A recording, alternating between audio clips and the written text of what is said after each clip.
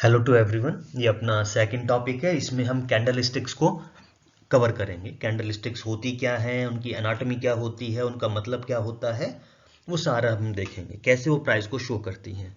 तो उससे पहले इनकी एक छोटा सा इंट्रोडक्शन कि ये कैसे शुरू हुई थी। ये ट्रेडिंग के लिए बिल्कुल भी ज़रूरी नहीं है, लेकिन थोड़ा रेस्पेक्ट शो करने के लिए जिन्होंने भी इसको बनाया था, ये उनके लिए 1850 में ये एग्जिस्टेंस में आई थी। जापान के अंदर इसको काम में लेना शुरू किया था सबसे पहले।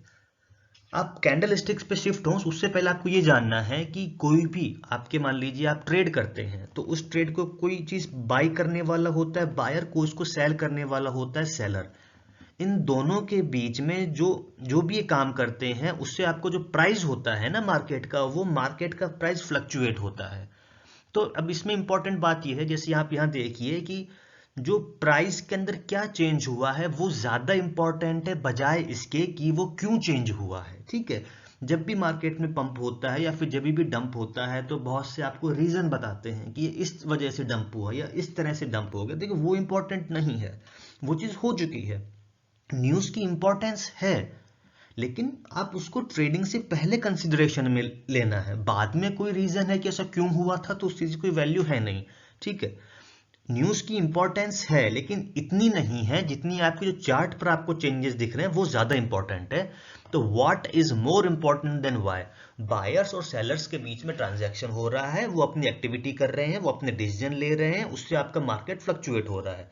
और मार्केट के अंदर किसी भी चीज का जो प्राइस है वो जरूरी नहीं है कि एकदम सही हो। कुछ बार वो उसका जरूरत से ज्यादा प्राइस होता है, कुछ का जरूरत से कम होता है। तो ओवर वैल्यू और अंडर वैल्यू वो चलता रहता है। अब यह है कि कैंडल होती क्या है। जनरली आप जो कैंडल काम में लेते हैं वो दो टाइप की आप देखते हैं। एक तो आपकी ग्रीन कैंडल होती हैं, दूसरी आपकी रेड कैंडल होती हैं। कुछ ट्रेडर्स हैं वो आपके ब्लैक एंड व्हाइट फॉलो करते हैं, कुछ कोई और पैटर्न फॉलो करते हैं, उससे फर्क नहीं पड़ता। जो आपको कंफर्टेबल है कि आप वो काम में ले सकते हैं। मैं ब्लैक एंड व्हाइट यूज में लेता हूँ। ठीक है। ऐसा कोई रीजन, स्पेसिफिक रीजन नहीं है, बट ये है कि थोड़ा चार्ट क्लीन लगता है इनसे बस। तो यहाँ पर जो आप ग्रीन कैंडल आप मानते हैं इन जनरल, वो आपकी यहाँ पर व्हाइट कैंडल है। ठीक है। जो ग्रीन कैंडल है ये आपकी व्हाइट कैंडल होती है, और जो आपकी रेड कैंडल है वो आपकी ब्लैक वाली है।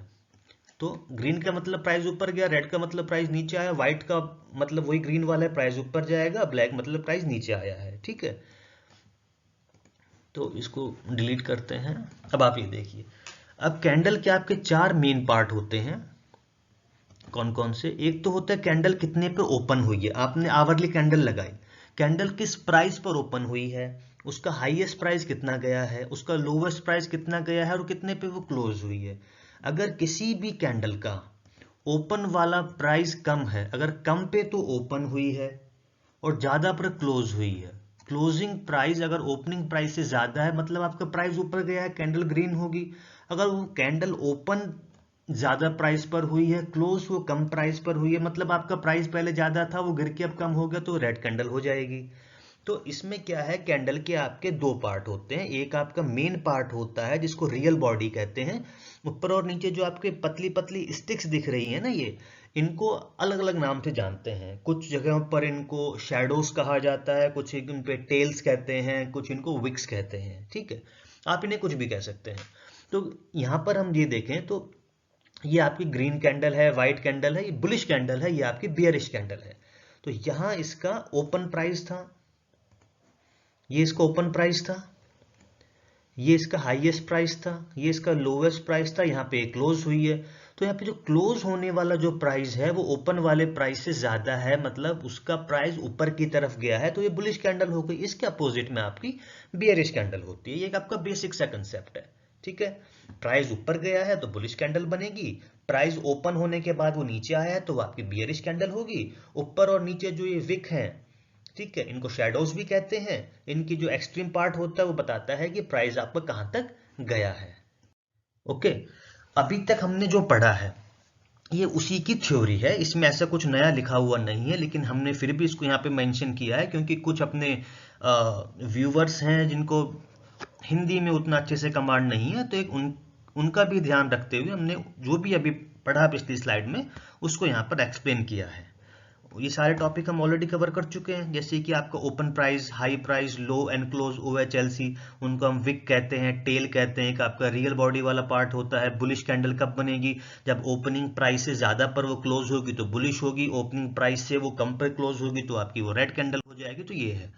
अब बॉडी की हम जो बात कर रहे थे कि लॉन्ग वर्सेस शॉर्ट, देखिए लॉन्ग वर्सेस शॉर्ट जो हम ट्रेडिंग में करते हैं ना, कि हम लॉन्ग कर रहे हैं शॉर्ट कर रहे हैं, वो दूसरी चीज़ है, उसको हम बाद में कवर करेंगे, वो बहुत बाद में आएगा।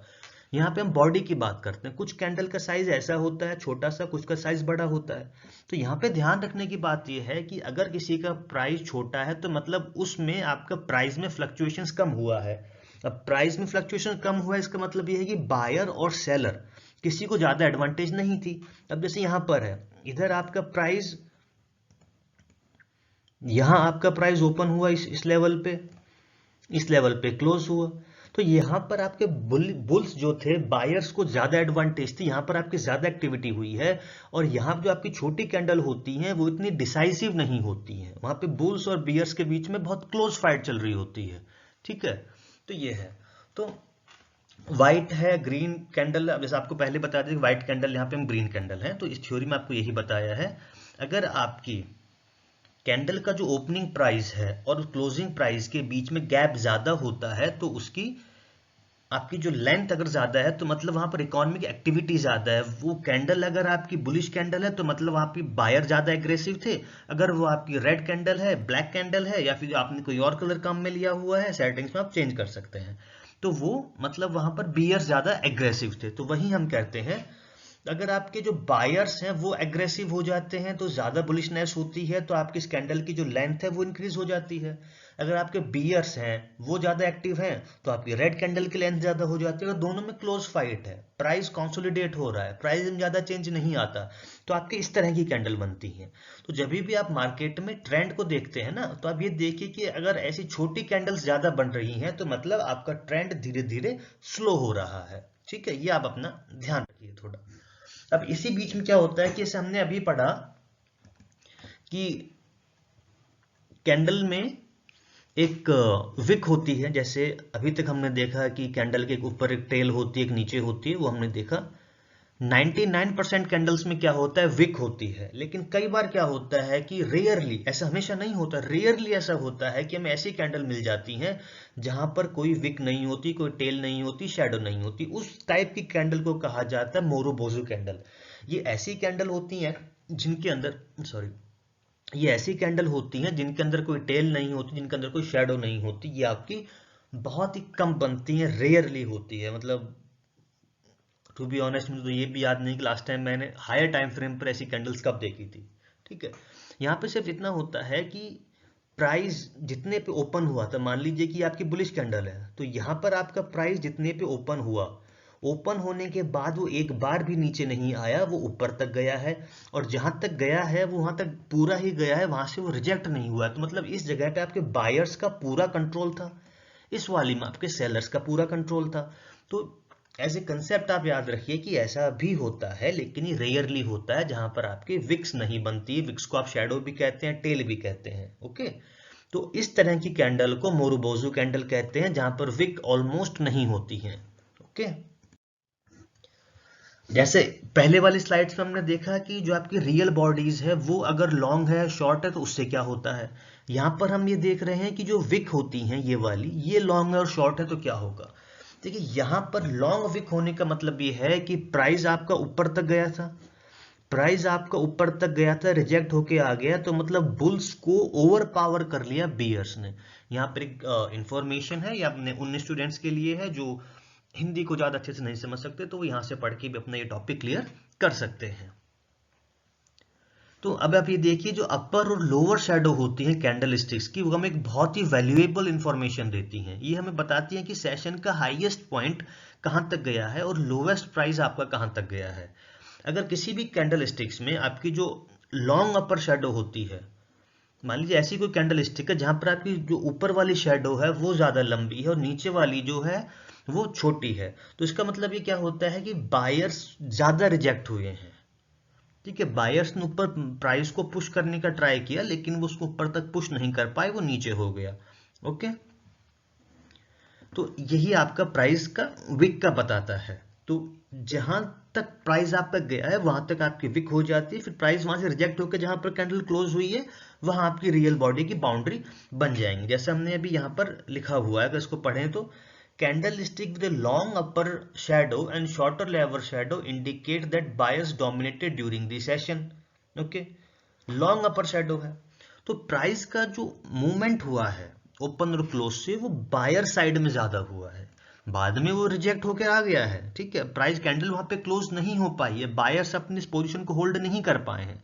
लेकिन इसमें हमें ये बात भी देखनी है कि कैंडल का जो साइज है, मतलब जो आपकी शेडो है, इसका ऊपर वाला साइज ज्यादा है, नीचे वाला साइज कम है। मतलब बायर्स जो हैं वो ऊपर तक ज्यादा पुश कर पाए हैं, लेकिन सेलर्स इसको ज्यादा नीचे पुश नहीं कर पाए हैं।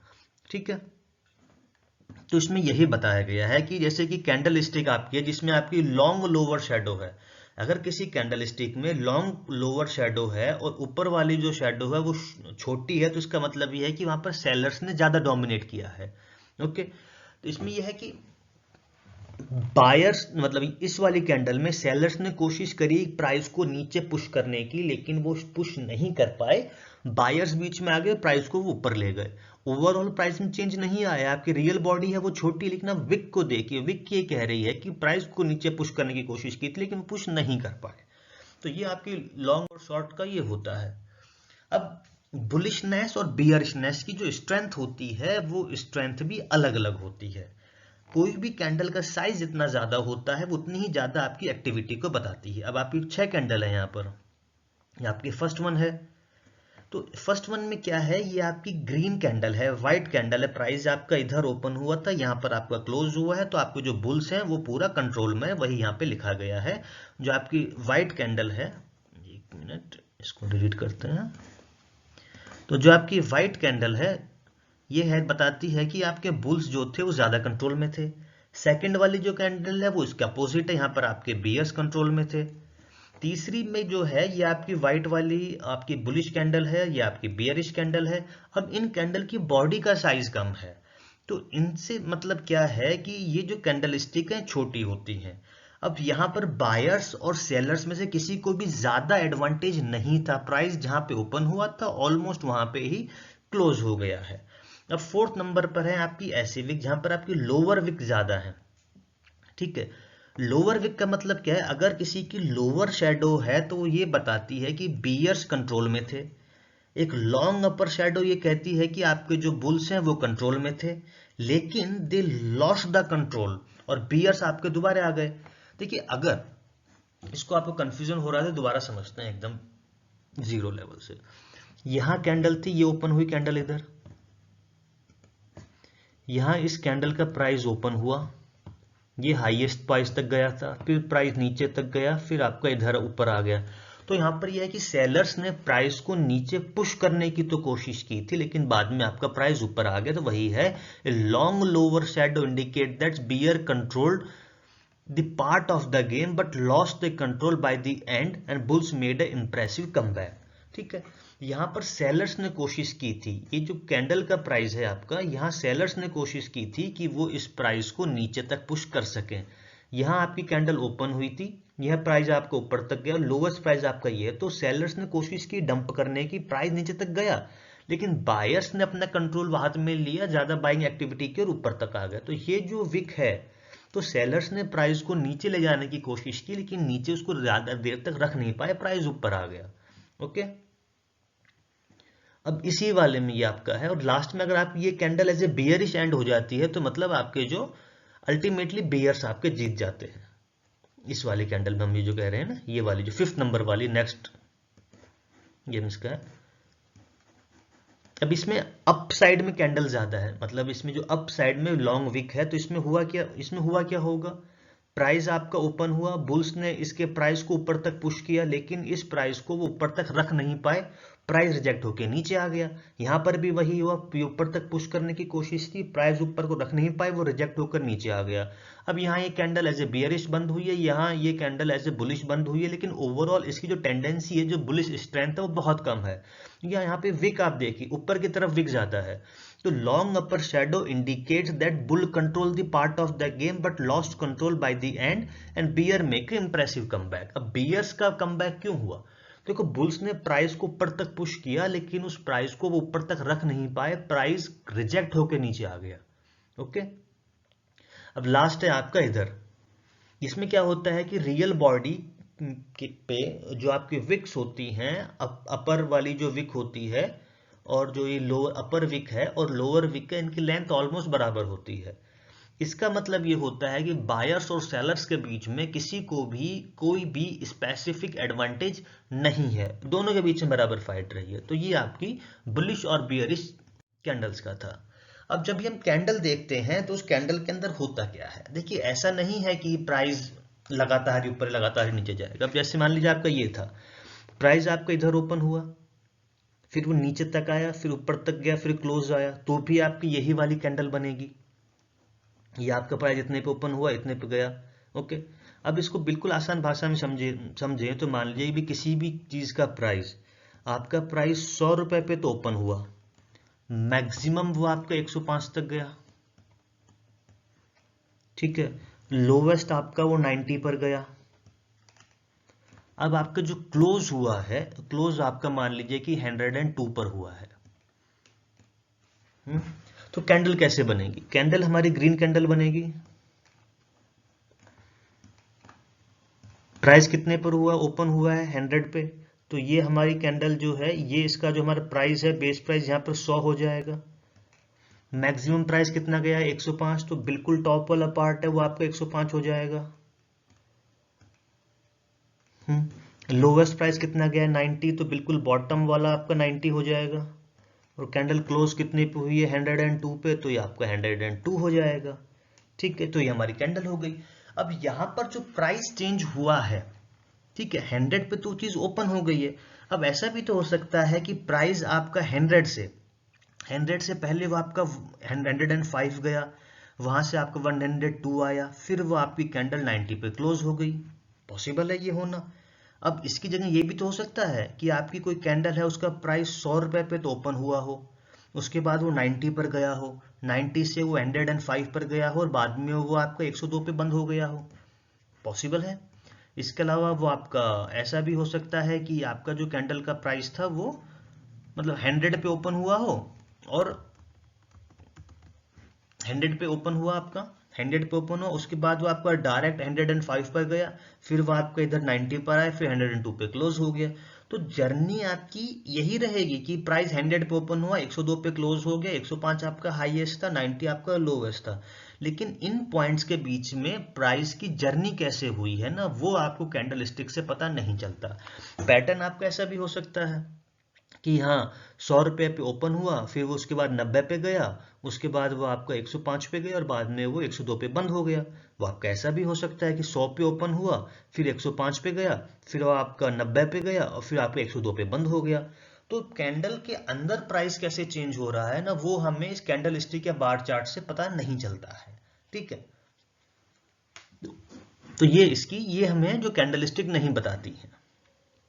ओके, तो ये जो था ये अपना कैंडल स्टिक्स का हमने एक बेसिक्स था कि कैंडल स्टिक होती क्या है, उनकी एनाटॉमी क्या होती है। अब नेक्स्ट चैप्टर आपका बहुत इंपॉर्टेंट हो जाता है जिसमें हम ये देखेंगे कि कैंडल स्टिक्स के पैटर्न्स क्या होते हैं। अब कैंडल स्टिक्स के पैटर्न पढ़ेंगे, फिर हम चार्ट पैटर्न्स पढ़ेंगे। ठीक है, चार्ट पैटर्न के अंदर आपका असेंडिंग ट्राइंगल है, डिसेंडिंग ट्राइंगल है, बहुत सारे आएंगे। अब अगर कैंडल के ही अगर हम नेक्स्ट चैप्टर जो अपना रहेगा कैंडल स्टिक्स पैटर्न, अगर उसी की बात करें तो कैंडल स्टिक आपकी पैटर्न कैसे कैसे हैं। फॉर एग्जाम्पल ये आपकी कैंडल है,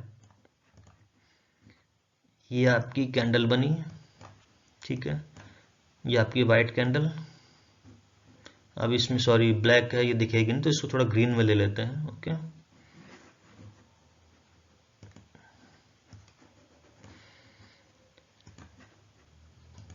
एक मिनट, ठीक है, ये आपकी कैंडल की बॉडी हो गई। ओके, ये आपकी रेड कैंडल की बॉडी हो गई। अब यहाँ पे विक भी बना देते हैं। ठीक है, ये आपके ग्रीन की विक हो गई पतली सी, ये इसकी विक हो गई, रेड वाले की विक बना दो, ये ऐसे हो गई, ये इधर हो गई। मान लीजिए एकदम कि ये विक बराबर है। तो अगर ये वाला पैटर्न आपका टॉप पर बनता है तो उसको स्पिनिंग टॉप कहते हैं, मतलब एक सिर्फ एक एग्जांपल दे, ऐसे हम बहुत सारे पैटर्न्स के बारे में पढ़ेंगे। आपका इवनिंग स्टार पैटर्न है, मॉर्निंग स्टार पैटर्न है, ब्लैक क्रो पैटर्न है, अबेंडन बेबी आपका पैटर्न है, और 3 ब्लैक क्रो हो गया, 3 वाइट सोल्जर हो गया आपका। इसके अलावा आपका मोरबोजू टाइप हम कवर कर ही चुके हैं, और भी बहुत सारे जो कैंडल्स के अलग अलग टाइप हैं। देखो नाम इनके याद रखना इंपॉर्टेंट नहीं है कि किसी भी कैंडल का नाम क्या है वो जरूरी नहीं है कि इसका मतलब क्या है। अगर ऐसा हो रहा है तो उसका मतलब क्या है वो आपके समझ में आ रहा है नहीं आ रहा वो जरूरी है। उस पैटर्न का नाम क्या है ना, ठीक है, उस पैटर्न जो आप पढ़ रहे हैं उस पैटर्न का नाम क्या है वो इंपॉर्टेंट नहीं है, ठीक है। उसके पीछे की स्टोरी क्या है, प्राइस ने बिहेव कैसे किया है, वो ज्यादा जरूरी है। समझ रहे हैं आप? तो ये अपना बेसिक था कैंडलस्टिक्स क्या होती है। नेक्स्ट टॉपिक आपका कैंडलस्टिक पैटर्न का रहेगा, फिर हम चार्ट पैटर्न्स पे जाएंगे, फिर हम धीरे धीरे इंडिकेटर्स को लेके आएंगे। और जब अपना बेसिक कवर हो जाएगा ना, बेसिक्स में जैसे एक तो आपका ये कवर हो गया कि बेसिक्स की आपकी ट्रेडिंग क्या होती है, फिर हमने देखा कि कैंडलस्टिक्स होती क्या है, मतलब कैंडलस्टिक के जो पार्ट होते हैं प्राइस एक्शन वगैरह वो हमने देखे। इस वाले चैप्टर में हमने कैंडलस्टिक जो एनाटॉमी होती है उसके अंदर जो प्राइस एक्शन होता है, प्राइस में चेंजेस आते हैं, कैसे आते हैं, वो कैसे बनते हैं, वो हमने देखे। नेक्स्ट में हम उनके पैटर्न की बात देखेंगे, फिर कैंडलस्टिक पैटर्न के बाद फिर हम चार्ट के पैटर्न्स की बात देखेंगे, ठीक है। चार्ट के पैटर्न्स के बाद हम इंडिकेटर्स पर आएंगे। अब क्वेश्चन ये आता है कि ये सारा आ जाने से कि क्या आप अपने आप ट्रेड कर पाएंगे? आई विश कि आप करें, आप हार्डवर्क भी बहुत कर रहे हैं, आप कर भी पाएंगे, लेकिन इसके लिए आपको ये पता होना जरूरी है कि सिर्फ इंफॉर्मेशन होने से नहीं होता। फॉर एग्जाम्पल RSI, बहुत से इंडिकेटर्स हैं, मतलब बहुत से ट्रेडर्स हैं जो ट्रेडिंग स्टार्ट करते हैं, वो इस इंडिकेटर्स को तो जानते हैं कि RSI होता क्या है। RSI होता है क्या सब जानते हैं, सबके पास इंफॉर्मेशन है, तो वो लास्ट तक प्रॉफिटेबल ट्रेडर क्यों नहीं बन पा रहे? तो इसमें आपकी ट्रेडिंग साइकोलॉजी भी आती है, रिस्क मैनेजमेंट है, ट्रेड मैनेजमेंट है, बहुत सारे कंसेप्ट है। इसमें आपका डिमांड एंड सप्लाई है, ऑर्डर ब्लॉक है, सपोर्ट एंड रेसिस्टेंस है, ट्रेंड लाइन है। क्योंकि आपका ऐसा भी तो हो सकता है ना कि RSI जो कह रहा है कि प्राइस आपका बुलिश है, लेकिन आपकी जो एक्सपोनेंशियल मूविंग एवरेज है वो कह रहे हैं कि बियरिश। तो आप ऐसे में आप क्या करेंगे? फॉर एग्जाम्पल अगर आप इचिनोकू क्लाउड काम में ले रहे हैं तो इचिनोकू क्लाउड बोलेगा कि भैया प्राइस तो आपका बुलिश है, अब आप इसको बाय करो, लेकिन प्राइस तो आपका रेसिस्टेंस पर है, तो आप क्या करोगे? तो सिर्फ ये इंफॉर्मेशन पता होना ही काफी नहीं है, आपको प्राइस एक्शन समझना पड़ेगा और रियल में चीजें काम में कैसे हो रही हैं, ठीक है। नेवर एंडिंग जर्नी है ये। अपना एक छोटा सा टॉपिक था कैंडलस्टिक्स का। नेक्स्ट टॉपिक आपका इंपॉर्टेंट है, इससे ज्यादा इंपॉर्टेंट, क्योंकि वहां से आपका चीजें थोड़ा कॉम्प्लेक्स होना शुरू हो जाएंगी। तो अगर आप बेसिक्स पहले क्लियर कर लेते हैं तो वो ज्यादा बेटर रहेगा, ठीक है। Thank you, see you soon.